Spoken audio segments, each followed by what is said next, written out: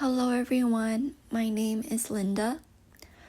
For the final project, I was assigned the topic of clustering versus classification. I believe this topic was a good choice for me because I am a new statistics major at UC Davis following the data science track.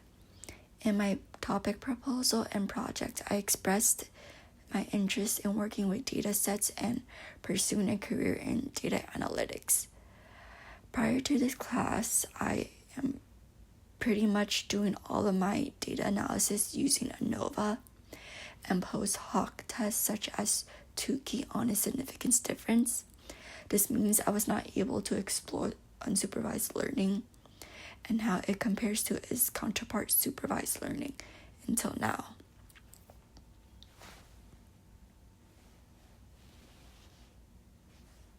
For this project, I use the programming language R and the built-in dataset USArrest. I decided on this dataset because I never worked on it before and I am interested in criminal data. The dataset includes criminal justice data from the year 1973. There are 50 rows, aka 50 entries, one for each state in the US. Additionally, there are 4 variables: murder arrests per 100,000 people, assault arrests per 100,000 people, rape arrests per 100,000 people, and urban population percent. On the screen, I am showing the first 6 entries of the raw dataset to give you guys a better idea of what I am talking about. The first part of the project is clustering an unsupervised learning algorithm. Unsupervised learning is an algorithm that uses unlabeled data to find hidden trends and structures. Supervised learning is an algorithm that uses labeled data. To clarify, unsupervised learning only focuses on the X variables, which we typically consider as the predictor variables. Unsupervised learning does not see the target variables. The model must find hidden patterns by itself with no guide. Supervised learning includes both the predictor and target variable.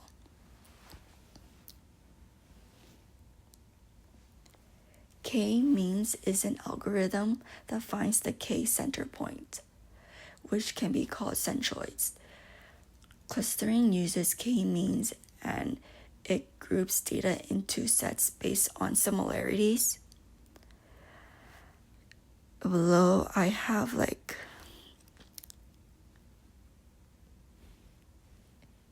more information. For clustering, we want to tightly pack the points together. To do that, we have within cluster sum of squares. It measures the sum of the squared Euclidean distances between each data point and its assigned cluster. Remember the within cluster sum of squares for later. Here below is the formula.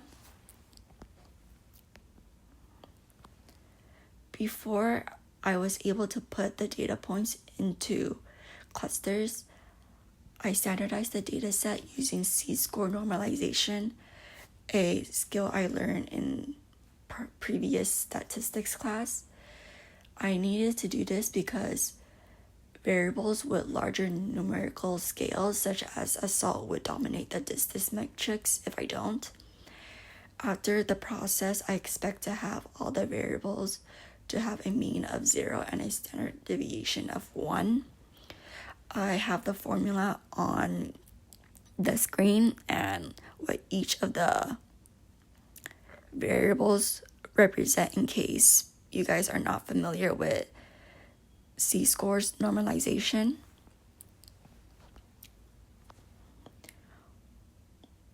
One of the first new things I needed to learn for this project is Lloyd's algorithm. So clustering involves sorting each data points into K groups And to use that, I use Lloyd's algorithm. The algorithm loops through the data points until convergence. For the very first loop, random centroids, one for each clusters, are picked. The algorithm looks at every single data point and assigns it to whichever centroid it is closest to in terms of Euclidean distance. This is where the within cluster sum of squares formula comes in, the one I mentioned before, and it is also why standardizing the dataset is so important. That is step 1 to the algorithm. Once all data points have been assigned to a group, the next step is to update the centroids. Each centroid moves to the actual center, or you can say the average position of all the data points currently in that cluster. From there, you repeat the whole loop. Because the centroids just move, the distances change, so points might switch to a different cluster. You keep repeating this process until the centroid stops moving and the algorithm reaches convergence. Here are the formulas. I will now go over a small example to further explain, because I know what I just said is kind of confusing. Here is step 1. I have 4 states: state A, state B, state C, and state D. Each of them has a point. And I have 2 centroids as well, red and blue. Okay. Please remember the formula I said before, right here. And also remember and take notice that the centroids also have its own points. This is distance to the red centroid. I used the formula and then calculated it. I compared the centroid, the distance to the red and blue centroids after we finished calculating, and the lowest value is the centroid the state belongs to. So since 1.41 is less than 12.73, state 8 belongs to the red centroid.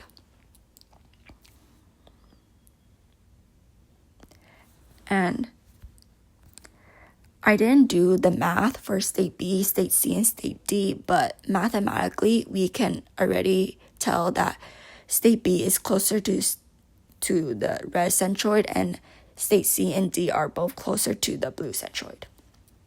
Even without properly calculating that, we can tell. Here we have step 2. Calculating the new centroid. We want to use the formula I gave in the Lloyd's algorithm slide and plug in the values.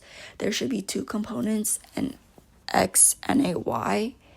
And when you calculated it with the formula, you get the new centroid location.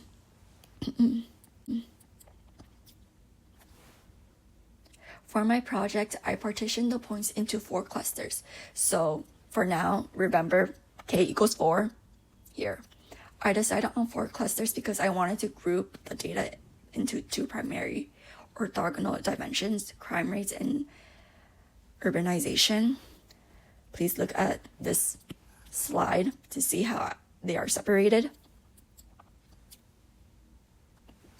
Since there are 4 variables, the dataset is in 4 dimensions and can't be graphed properly.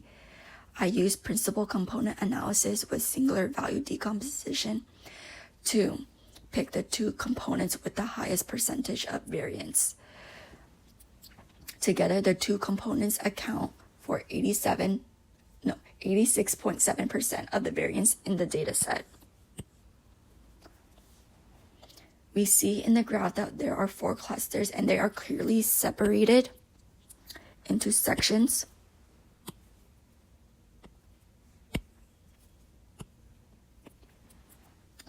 This suggests that Lloyd's algorithm was able to create boundaries for each cluster without labels. Another way to visualize the clusters is with Voronoi diagrams. Geometrically, step 1 of Lloyd's algorithm groups the continuous vector space into a Voronoi tessellation, which is the division of space in a region based on centroids. Each region is a Voronoi cell. So here is a cell, here is a cell.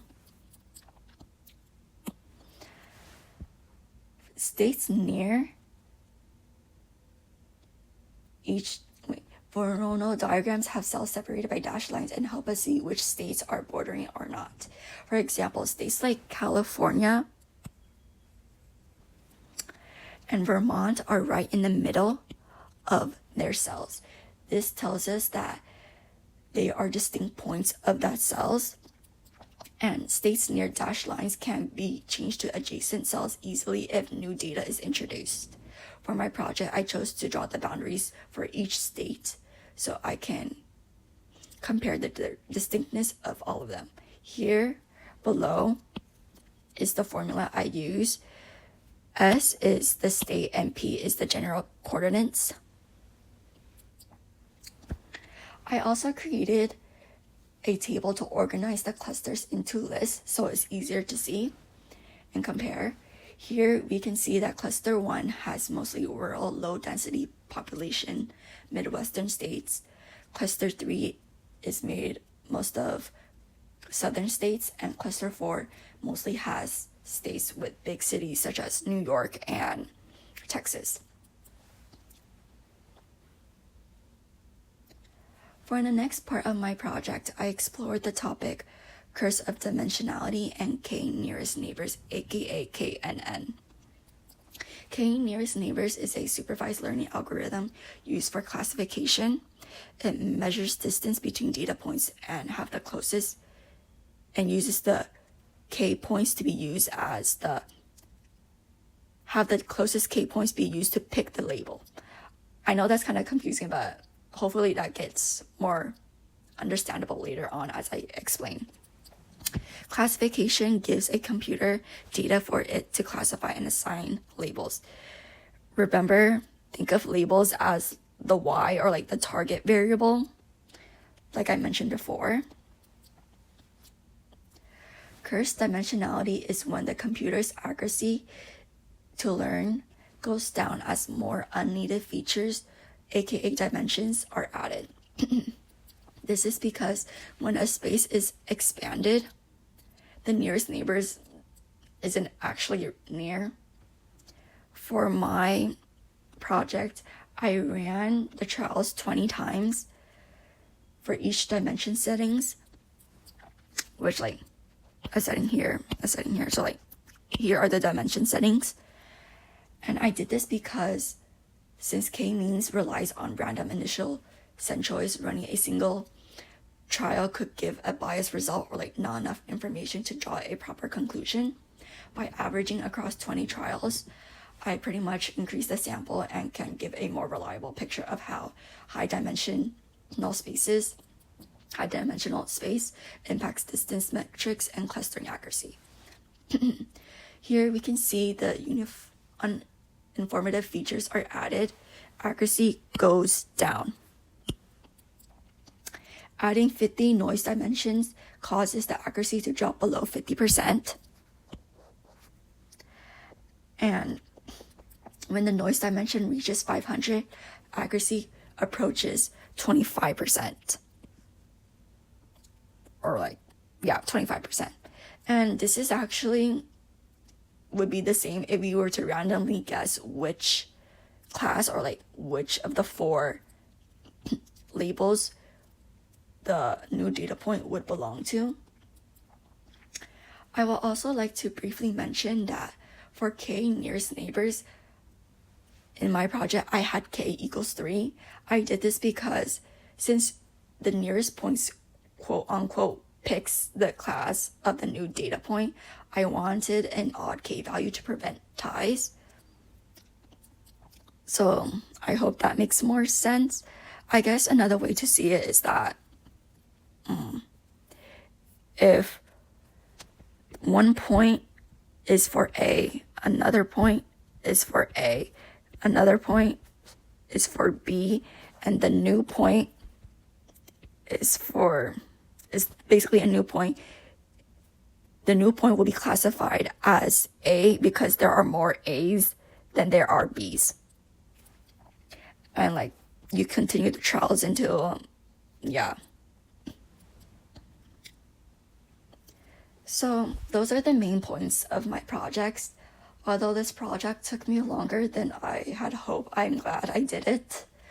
I was able to explore practical implementations of linear algebra and statistics using tools I will encounter or already encountered in class, such as R, clustering classification, and dimension reduction. My main takeaway is that algorithms like k-means clustering operates without labels and depend on metric distances to group data points. On the other hand, k-nearest neighbors uses labeled data and the nearest surrounding points to decide the class of the new observation. Something worth remembering in case I need to further explore clustering and classification is that in k-means, the k represents the number of clusters being made.